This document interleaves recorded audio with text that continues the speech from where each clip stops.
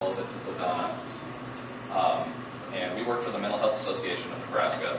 We didn't get the memo, or we would have wrote or read. So sorry. Maybe next time. So we're really grateful to have the opportunity to be here today to talk about our programs. I see that you guys didn't pack a lunch, so try not to be very long. But we're going to kind of talk about our life stories. And how our past got us into the positions that we're doing now, and why we do what we're doing now. So again, my name is Michael. I'm the coordinator of Keya, and this is LaDonna, and she's the house manager of Honu. So can you guys hear me okay? Mm-hmm. All right. So I'll just jump right into it. At 19 years old, I was drinking and driving, and I hit and killed somebody. I took the life of a father, a grandfather, a husband, and I will live with that every single day of my life. So after that, I did end up doing 4.5 years in prison. But before I got sentenced to prison, I was waiting to be sentenced, and I was in and out of psych wards, in and out of the crisis center a lot, very suicidal. It was very hard for me to comprehend that what I did, just the traumatic effects that it had on everybody, and so many lives I, in a sense, ruined. I took somebody out of their life. So I'm in and out of mental institutions, I guess you could say, the crisis center a lot, and then I ended up going to prison and spent 3.5 years in there. And prison is a whole different realm. You just kind of go day by day, whatever. You don't really have to think or work on a lot of stuff. So when I got out of prison, I was repeating the cycle again. Crisis center, psych ward. Never dealt with my trauma. The accident that I caused was very graphic. And so I just never dealt with it. When I got out, I turned to alcohol again and started doing that. So ended up getting my parole revoked, went back to prison, did another year. During that time, though, I realized that I needed to do something. So that was the first time I ever did any type of therapy, counseling. And that was a wonderful start for me. So then I get out of prison again, and I'm adjusting to life, and I'm kind of not knowing what I want to do. And somebody had recommended that I go to the Keya house and maybe volunteer, use my story, meet other people, interact with other peers. And so I didn't think that would be something I would ever do, but I showed up at the door one day and started volunteering there, and I couldn't get enough. So I'm meeting people that understood me, that I understood. We were alike. It wasn't clinical, and we were just peers. And they had no idea what I had been through. I had no idea the things that they had been through. But together, we could kind of understand where we were all at. So I found my place at the Keya house, and I ended up getting hired there a couple months after I started volunteering. And then, late last year, I became the coordinator of the house. So what we offer at Keya is for adults 19 years of age or older. We offer overnight stays up to 5 nights. Up to 5 overnight stays. Or we also have a day guest program.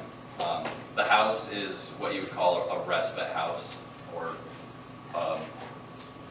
it's all peer run, and we don't like to use the name hospital diversion, but that's what it is, to keep people out of the hospital, to keep people out of the psych ward, so that people don't have to go utilize those higher levels of care. So it's a 4-bedroom house in around 14th and Van Dorn in the neighborhood. You never know it's a respite house from the outside. So, like I said, Adults can stay for up to 5 nights free of charge. The house is staffed 24/7 with a trained peer support specialist. Anybody that works there has some sort of lived experience, whether it's mental health, whether it's substance. They've also gone through training, so they are certified peer support specialists. And like I said, staffed 24/7, we never close, open on every holiday, everything like that. What am I missing here? It's just a great resource in the community that we have. A stay in the hospital is going to cost the person about $1,200 a night. We're free of charge, and so the cost on our end is about $208 per person. So that's a huge difference. And we're funded. We're a nonprofit. We're funded through grants. We're funded through the Region 5 here in Nebraska.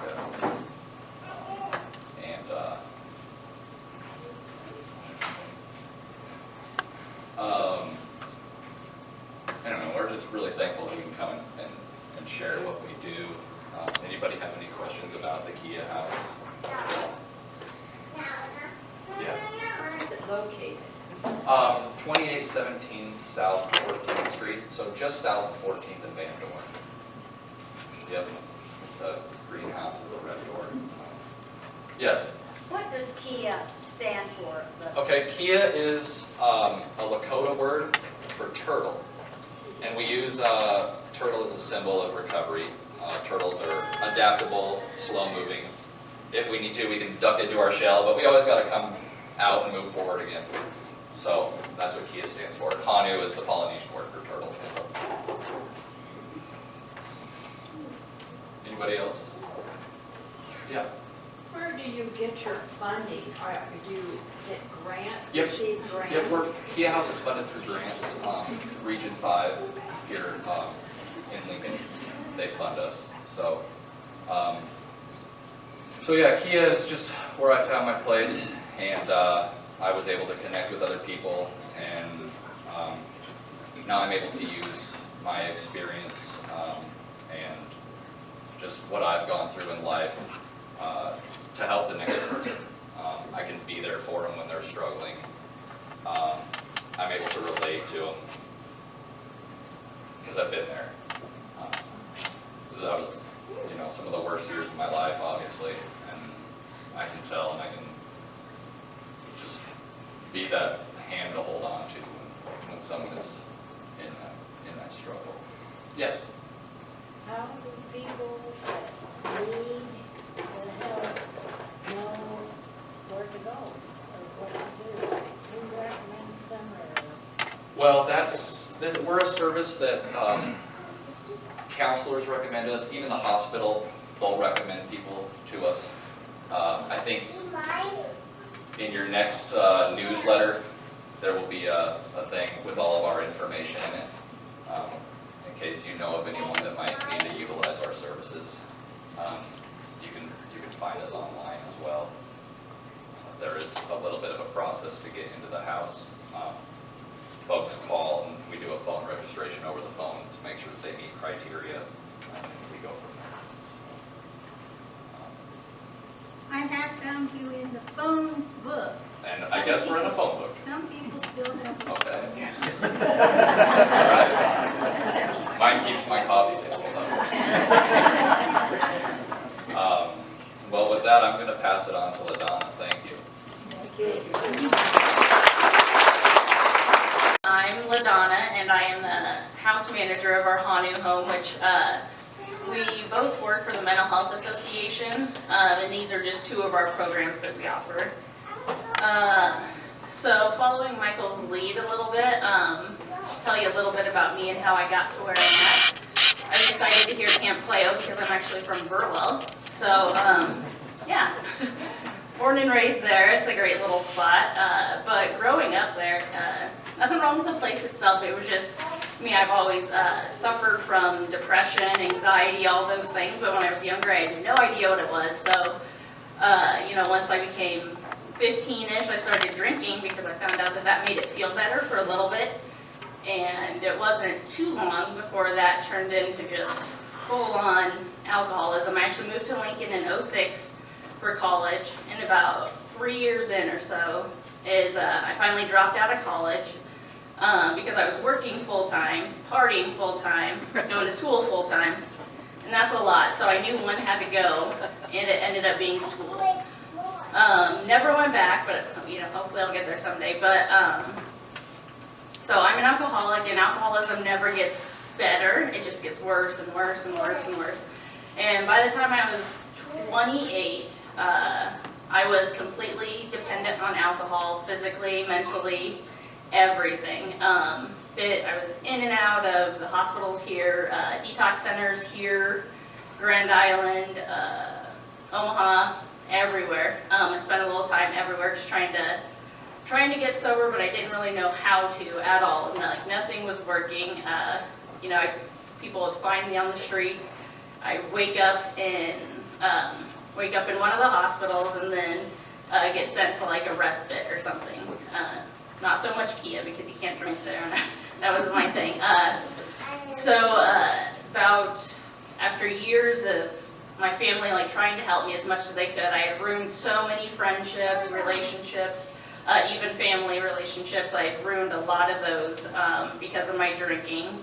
I don't know how, but I never got in any legal trouble because of it. It's not that I never did anything illegal, because I certainly did. I just never got caught, so I'm thankful for that every day. But like I said, I was just spiraling really quickly. I had cirrhosis, early signs of left brain, all by age 28. So it was just a very debilitating disease.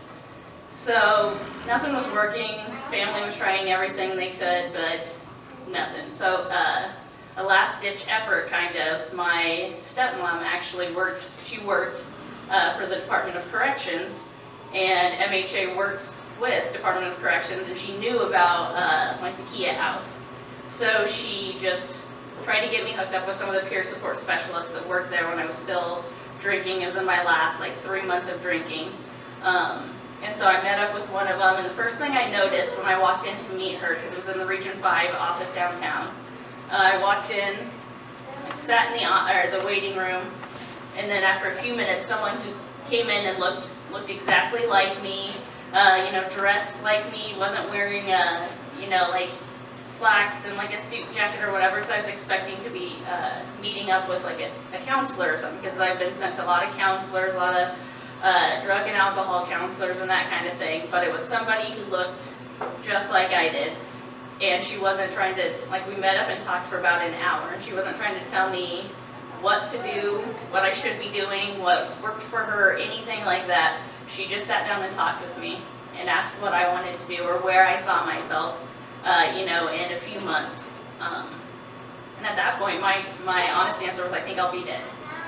And I truly believed that, and so did everybody else. So met up with her another time, a couple weeks later maybe, and they knew I was intoxicated each time they met with me, because my alcoholism was to the point where I had to have alcohol in my system 24/7, or else I'd go through really bad withdrawals and had seizures and everything. So I'm sure it was hard on their end to deal with me. I wasn't an obnoxious drunk or anything like that. I was just a very sad, depressed, you could just tell I needed help. So I met up with them again one more time, and then about a month after that, I came to after a really bad blackout. Apparently I ruined my sister's birthday party, and I woke up at my dad's house, and he told me I was going to treatment that day. So I wasn't angry, I wasn't reluctant or anything. I was just I was just so happy, just very done with everything. So packed my bags and went up to Columbus to a treatment center up there. Spent 38 days and been sober ever since. That was about almost 3 years ago. So when I got back to town, the woman I met up with at MHA beforehand, her name is Bethany. She's actually a coordinator of Honu Home. She texted me and said, hey, you should volunteer at Keya. I think you would enjoy it. So, like Michael, I was just well, I'd rather go make money first. Like, I needed to find a job first. That was what I wanted to do. But I also knew I needed to do something positive, or else it was going to be so easy to take that drink again. So I started volunteering at Keya House, and then that, along with I started going to AA meetings. So those two really complemented each other perfectly because, as Michael said, we all have our own lived experience. So everyone I was meeting at Keya House, whether it was staff or guests that were staying there, everyone had their own, whatever it was, mental health issues, substance abuse problems, and I had all those things. So I felt really, really comfortable there. A few months after volunteering there, I got hired on as well. Michael and I actually started about like a month or two apart from each other. And then Bethany, she said that I might try Honu House and see if I liked that. And she explained kind of what it was.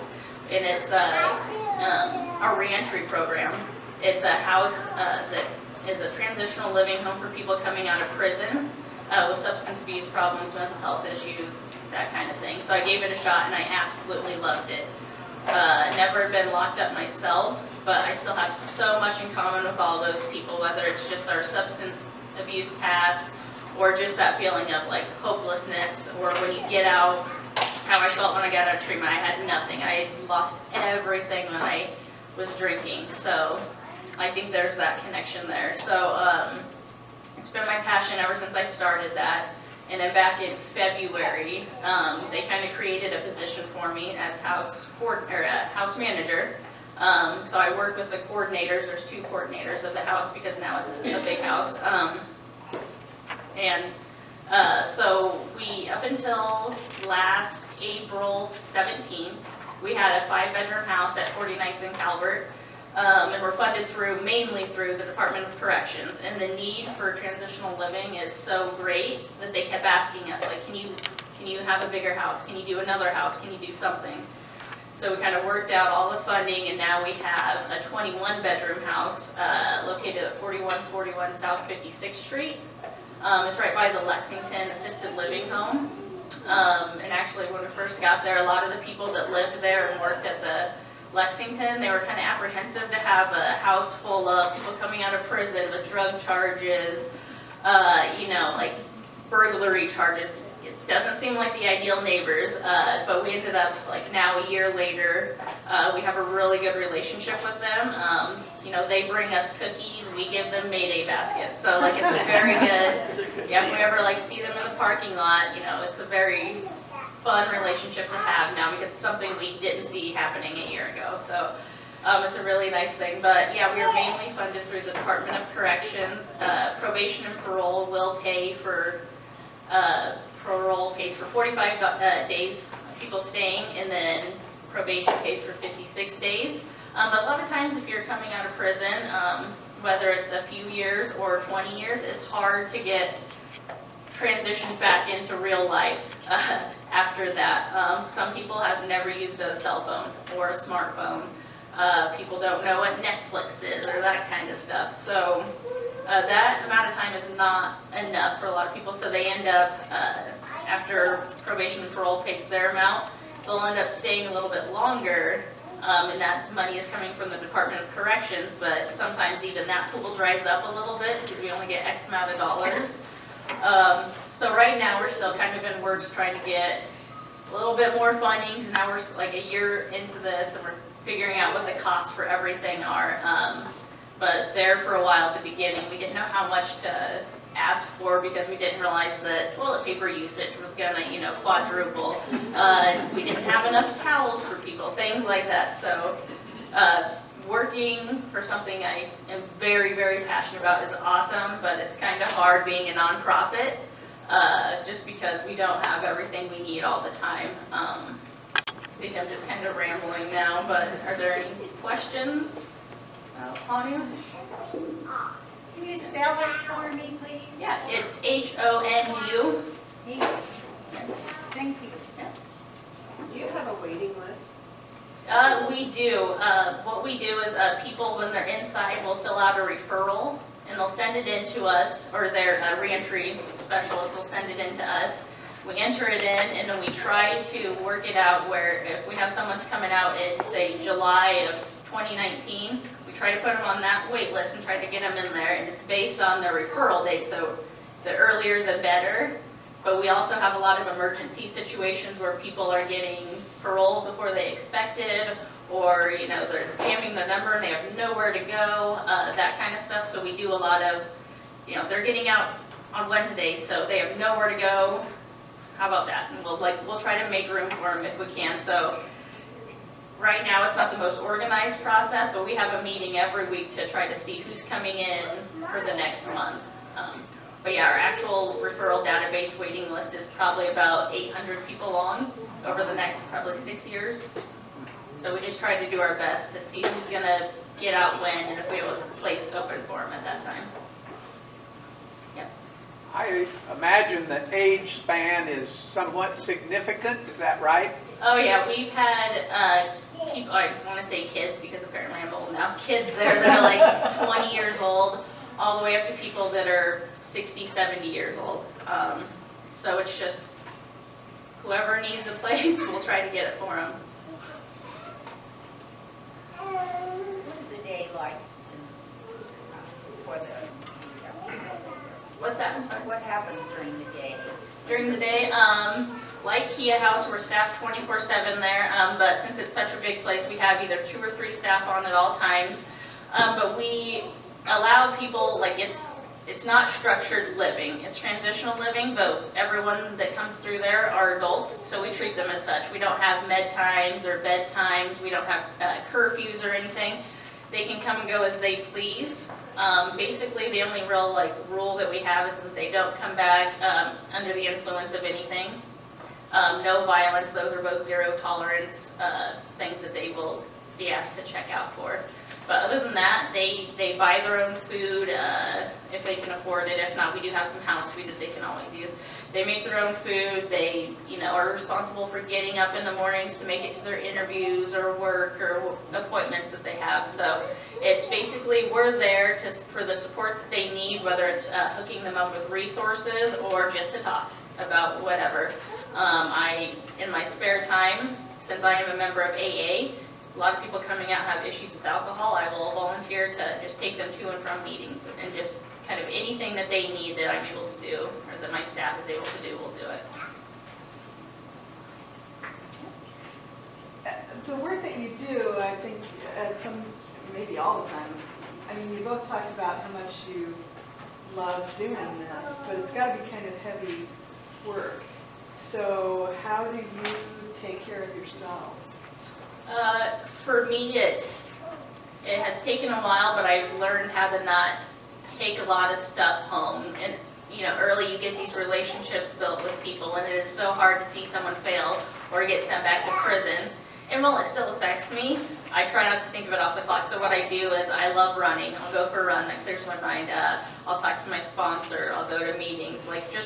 I have a lot of outlets that I can do to, try to not focus on how heavy the job can be at times. But